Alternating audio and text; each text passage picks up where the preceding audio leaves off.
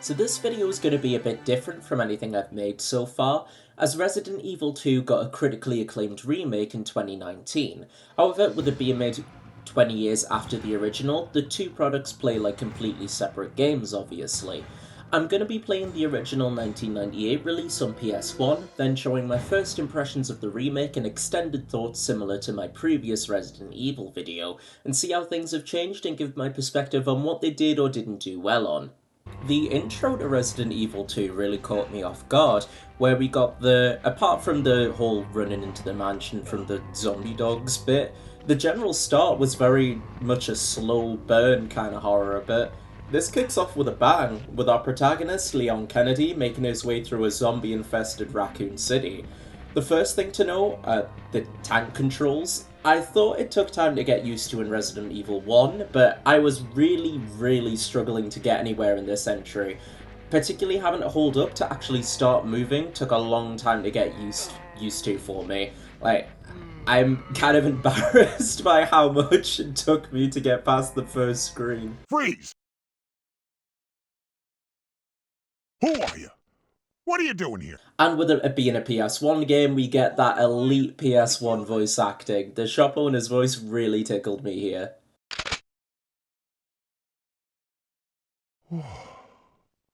Sorry about that. I was getting a very much action-packed kind of vibe, but once we got into the police station, the design and atmosphere very much reminded me of the first game. We find an injured officer who tells us a bit more about what's going on, and hold on, it's Leon's first day? I didn't know that. Fucking hell, that's rough. And nobody believed Chris or Jill about the first game. What happened? They kind of had like the keys to fix everything and they just chose not to. The city kind of deserves the outbreak by the sounds of it, to be honest. In a mansion located in the Oh, and look at this locker behind him. Look. Chris and It's a other STARS JoJo members discovered reference. that He gives us a key card which unlocks more areas around the police station, and Leon, nice sentiment and all that, but I don't think this guy is surviving his wounds, really. He has a hole straight through him. That or he's out of breath and spilled a lot of spaghetti on himself, which, you know, could happen to anyone. Leon! Later on, after finding Chris's diary, we meet up with Claire, Chris's sister, who Leon had actually met in the intro cutscene of the game. And I have to say, especially for the time and for the infamous nature of Resident Evil 1's voice acting, the voice acting work here is pretty good for the most part. Like, I think that shop owner was just a bit of an outlier, but the performances are decent, I can't lie. The bait and switch of the zombies in the doorway fucking got me. Like, this is a safe bait. Don't mess with that. That's fucked. But at least I finally found somewhere to put the jewel that I got a while back, and I got a new key for more rooms too. And our pal from the start got zombified and we have to gun him down. Even after Leon said he was gonna be okay. At least we got a key out of it, I guess. In the police station car park, Leon nearly gets shot by a woman named Ada Wong. She asks for our help pushing a truck out of the way of the door, and when we do, she immediately runs off. We find a block of cells and a prisoner inside, where she reappears, claiming she's trying to find out what happened to her boyfriend that went missing. The guy inside is uncooperative, to say the least, and pretty ominous actually, but he does tell us how to get out of the city via the sewers. I found all sorts in there, spiders, and where we can put the chess pieces we've been finding over the course of the game. She shows back up again and suggests that she checks for a way upstairs through a vent. Even getting to play as her in a small section, which really surprised me, but why does she walk like a kid who's been sent to bed without supper? Interestingly, you get a choice of item in the weapons room, a machine gun, which is exactly as it sounds like, or a side pack, which lets you carry more items. With the upgrade that makes the pistol fire like one, I found the machine gun a bit pointless, to be honest, so I chose the side pack. I managed to use the cog to make the gears move on the upper floor and get another chest piece, but between more zombies flooding into the building and some weird eye monster killing the prisoner from before, things are looking a bit dire. Where are you going, Ada? To the chemical plant. Leon contacts Claire and agrees to meet up, with him making his way back down into the sewer. In the sewers, we fight what I can only describe as a penis monster. I also only just worked out what the chords were used for after getting lost on what to do, so that could have come in handy earlier.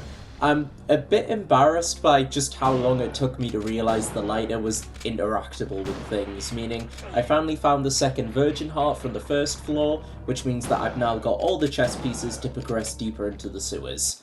Ada reappears and Leon scolds her for her frequent vanishing acts, insisting that they work together, which does sound like a better strat to be fair, and this lasts all of 2 seconds when she chases after a scientist woman, resulting in Leon getting shot trying to save Ada. This woman is Annette Birkin, husband of William Birkin, creator of the virus and possibly the aforementioned penis monster from earlier. Stop. You might hit the sample. That's it, all right. Okay, let's move out.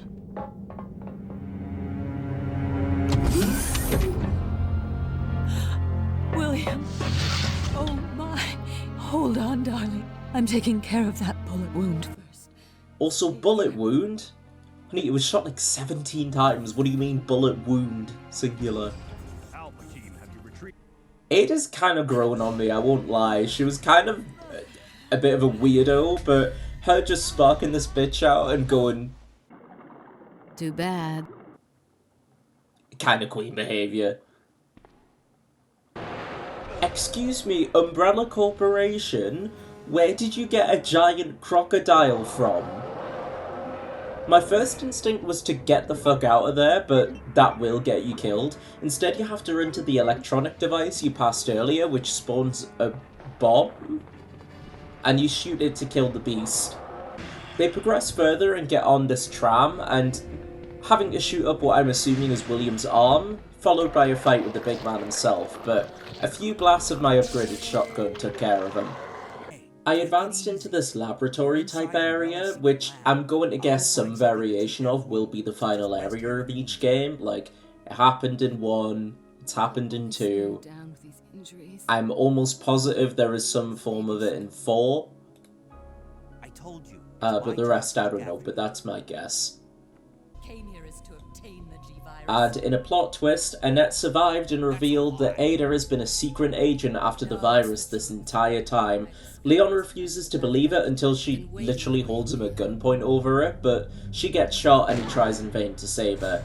Honestly, as silly as it can come across sometimes, Leon being so adamant to save as many people as possible is kind of endearing. A 5-minute self-destruct sequence is triggered and we have to fight off William Birkin again, and with time to spare, Leon meets up with Claire and some blonde kid on an escaping train, ending Leon's campaign of Resident Evil 2, but I suppose we'll learn exactly who this kid is in Claire's scenario. Time for Claire's story. We get to see how her and Leon first met in the intro, with her having a close call with a zombie at a diner before a car crash separates them. She starts off with a lockpick instead of a lighter and seems to be on the opposite side of the police station, I think, which is why they don't really bump into each other much.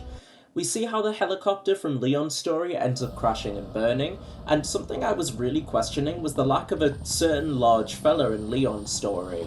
But when we put the water out, we get a cutscene of Umbrella dropping none other than Mr. X himself right into the middle of the police station, which, yeah, has me kinda worried.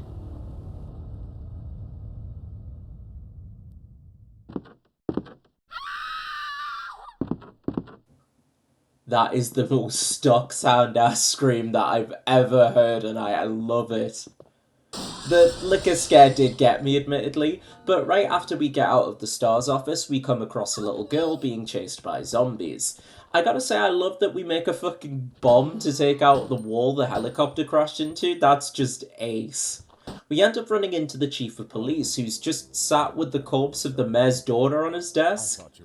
Aye, mate, that doesn't make you look suspect at all. Are you Chief Irons? We soon find the blonde girl from before, the same who appears in Leon's ending cutscene when you meet Claire again. Her name is Sherry Birkin, and Mr. X seems to be after her specifically for some reason. After she runs off again, we quickly find her, having to play as her in a small section where she hears her dad call for her. But all we find is some zombies and the club key. And we have Mr. X bursting in again at the flame puzzle. I was wondering where he was at, and yes, both times did give me a shock, but thankfully it doesn't really interrupt you too much when you're doing puzzles. I hope that is not foreshadowing for later events. Going back into the chief's office, we find Sherry yet again, and we get some good use out of those stones that we've been collecting since it opens up a secret door leading to an elevator underground.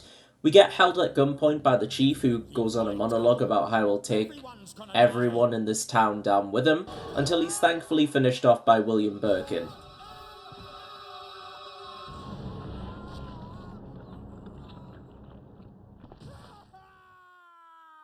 We got separated from the kid again, and we find a recently shot Chris who tells Claire all about Ada. I eventually got cornered by Mr. X and decided to try taking him on directly, but thankfully a few acid rounds held him off for the time being. We have to fight William off in the same way as Leon did, and Claire explains that she's going to look around for Sherry's mother. Things play out the same way up until Annette holds us at gunpoint, explaining that the G-virus is hidden inside the pendant that Sherry is wearing. The problem is Mr. X is still chasing her down, though. We catch up to her and Claire convinces Sherry to give up the pendant, letting Claire throw it, causing Mr. X to jump after it into a pit of lava. And just as I thought, that wasn't enough to kill him. Very Terminator-coded scene he comes out of here. We get the self-destruct sequence and we have to fight Mr. X yet again, and honestly I found this fight kinda tough, but either until he takes enough damage or until a certain amount of time passes, I'm not sure, Ada comes in clutch with the rocket launcher. You lose, big guy.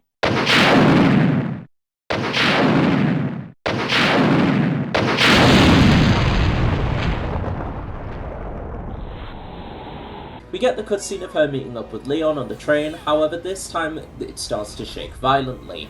This is due to X, now this blob-mouth creature, and we've got 2 minutes to kill it, but a few grenades makes quick work of it.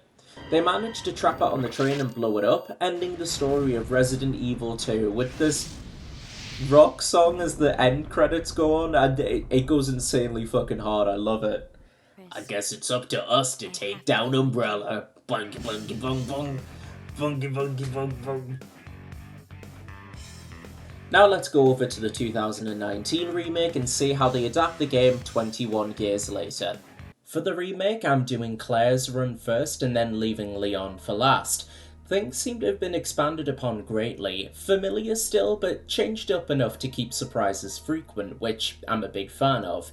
You don't need ink ribbons to save now, that's exclusive to hard mode, which is something I like. I like that they kept that aspect of gameplay alive, but as something that's optional. The guns and reloading work like most modern shooters do, as opposed to combining them with the gun in the menu, which took a little bit of time to get used to, I won't lie. Although the police station itself feels larger, things do still feel familiar, but not realising I had to put gunpowder into the bomb to actually make it work was really dumb of me here. The sound design was good in the original, but in the remake it is absolutely next level. It goes a very long way to maintain the creepiness factor. I have to say that Claire's VA absolutely kills it here. She is brilliant, and I was really surprised to learn that she hasn't really been in a lot of things since. Yeah, I want to hear her in more stuff, or if she comes back in another Resident Evil game down the line, I hope they keep her voice. Like, it's really, really good. That I like. I'm gonna go take a poopy now. Oh! Dylan, I don't want to waste a bullet. Can I shoot the chain off the door? Or does it not work like that? I do not remember. Okay, I'll get 1 bullet's fine. Uh... No, it does not work like that. And the Mr. X reveal was way spookier than in the original too. I love that he has no build-up. You might be able to hear him being dropped in earlier at some point, but I'm unsure if that is what the noise actually was, but I actually do like how there's no build-up or cutscene like in the original to let you know ahead of time. He just shifts the helicopter debris aside and now he's your problem. One thing I wanted to learn about Mr. X as well, where did he get his name? Like, that's the name that I heard just from, like, hearing about the series online. Like, people calling him Mr. X, but as far as I know, that it isn't, like, a code name used in any of the games or anything. Like, they seem to just call him the Tyrant, or... I don't know, they call him G something? No, wait, no, that's Birkin. I don't know. If anyone could explain to me how Mr. X got the name Mr. X in the comments, I would genuinely really appreciate it. Mr. X is very imposing, don't get me wrong, but when he frequently interrupts you when you're trying to solve a puzzle, it can turn from scary to really grating really quickly, and he didn't have this problem at all in the original. It gets, like, really annoying in this. TBH. TBH, Mr. X needs to fucking leave me alone.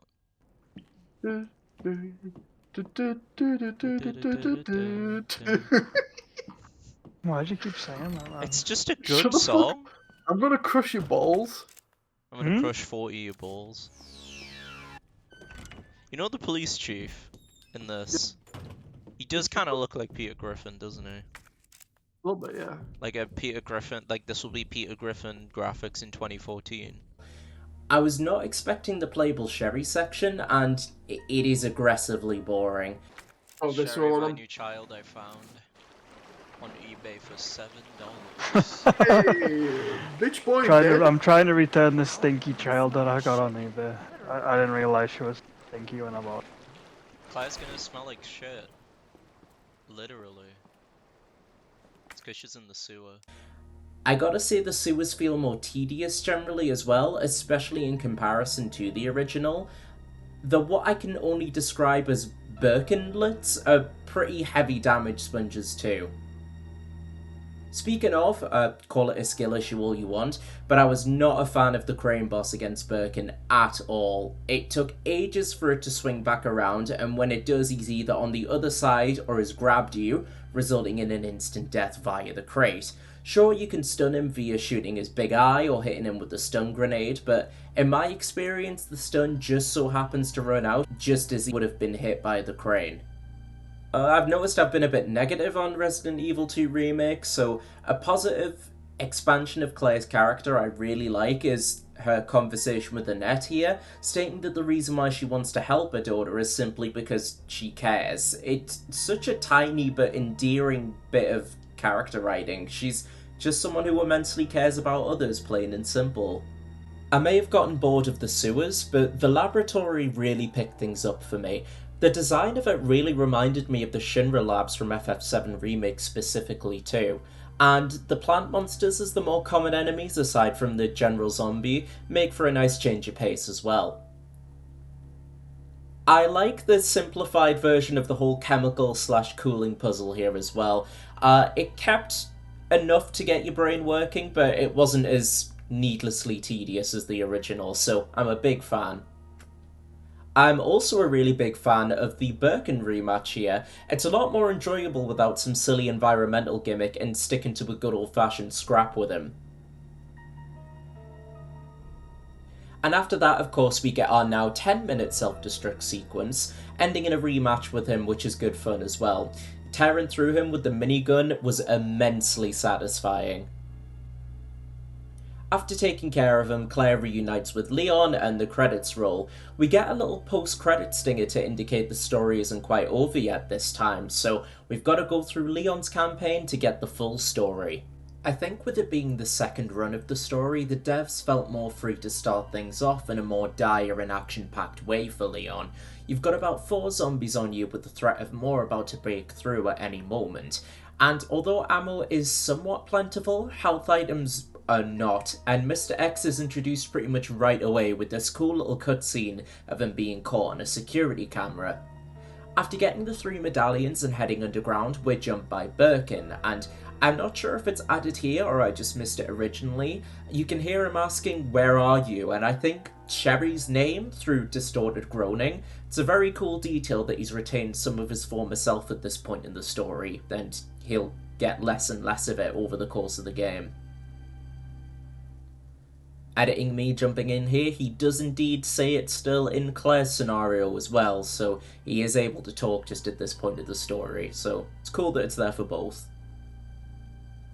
Leon then escapes into the car park where Claire was cornered by the police chief, and he's subsequently saved from some zombie dogs by Ada. I love her design here, she is dripped up for real. I find it quite interesting that Mr. X decides to only kill Ben the journalist here. You pop the poor fella's head like a watermelon, my goodness. I guess at this point Leon just isn't worth his time. Poor guy. I was getting genuinely scared that I might have softlocked myself here. I couldn't work out how to douse the helicopter with water, and the ladder that's present in Claire's run broke. Turns out there was this bright yellow crank that I just completely missed somehow that solves the puzzle for you.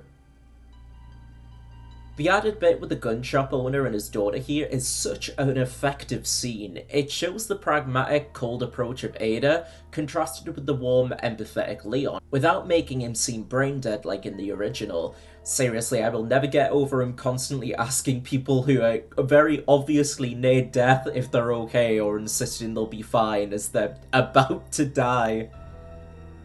The pair have this lovely day in the sewers, and Leon decides it's a good time to act out the final section of Lost Jungle from Sonic Heroes. They soon find Annette, Leon gets shot just like in the original, and we take control of Ada for the first time in the remake. And an added detail I really enjoy is how you can tell that she's clearly growing somewhat fond of Leon with her concerned expression and her covering him up with her jacket. Unlike in the original, Ada's the one smacked off the railing this time, so when Leon wakes back up, it's up to him to return the favour. And I can't believe I forgot about the weapons locker up until now. Finally, I've got a reason to use the shotgun ammo that I've seemed to stockpile. My pal warned me that Leon also gets the crane fight with Birkin, so I was dreading it considering how much I hated it the first time around, but for whatever reason, I managed to beat him first time with literally no issue. So I have no clue how I managed to struggle so much as Claire. I still hate it though. But after that, Leon reaches Ada and patches up her wound, and the pair head into the lab, and she hits him with a gosh darn smooch. I wasn't expecting that. Okay. I don't know why, but that being his reaction really got me. Like, man is hopeless with women. Something that I wasn't expecting at all, Mr. X skulks around after you in the lab section. I got a bit cocky and tried to burn him, but he was having none of it. Leon and Ada have their confrontation about who she really works for before she falls into the abyss, and we have to escape the self-destructing lab. He gets a unique boss with Mr. X, and I gotta say, the visual of the half-destroyed, arm-on-fire bioweapon goes hard as fuck. Ada secretly comes in clutch by sliding down the rocket launcher to the platform Leon's on mid-fight, allowing him to blow up the monster clean in half, and I have to ask, how does she survive all these things? She's been stabbed in the leg, she gets shot constantly, she fell down a bottomless pit, and she just seems fine. I have a feeling that this woman's immortal, or has some Resident Evil bioweapons TM in her. Like, or she's just built different. We get the real final boss soon after, this massive flesh monster consuming the train that X has taken form on. Just shoot at it until it exposes its eyeball mouth thing, and give it some big fat rockets to end the game on a very rude man flipping off our heroes, and Sherry, Leon and Claire walking off into the sunset, with Sherry very invested in the pair getting together. I think the spirit of Chris Redfield has possessed her in this moment. The original had some extra costumes upon completing certain tasks, but we also have extra modes here as well as costumes, including unique scenarios and other playable characters. The greatest to ever do it, a block of tofu. I'm not going to go over that in depth in this video, but I just want to say that I really appreciate the sheer amount of unlockables you get by actually playing the game rather than buying them, although it does have some cosmetic DLC still, but maybe I'll cover the extra content of the Resident Evil games in another video, like a dedicated one. I don't know, I haven't decided yet. My original plan for this video was to only cover the remake like I did with Resident Evil 1, but after being told just how different they are, whereas the gameplay loop is similar but vastly improved in Resident Evil 1 Remake, I'm really glad I ended up playing both. The original has a more standout soundtrack in my view, whereas I feel the horror atmosphere and general narrative are presented better in the remake. However, it does have some sections that overstay their welcome and feel completely unneeded. For example, in Sherry's section in the original, it's over with very quickly, whereas in Remake they really stretch it out to an unneeded degree in my opinion. But I thoroughly enjoyed both games, and I'm very impressed that the two games managed to be so different, but such good quality. So far, I do think I prefer Resident Evil 1, but I thoroughly enjoyed my time with both games, and I'm eager to keep this Resident Evil train moving, so next time I'll be covering Resident Evil 3 and its remake. So I want to thank you all for watching, and I would like to hear your thoughts on both the original Resi 2 and the remake. If you liked the video, then please like it. If you want to see more of my stuff, then please subscribe, and I'll see you all in the next video. Bye bye.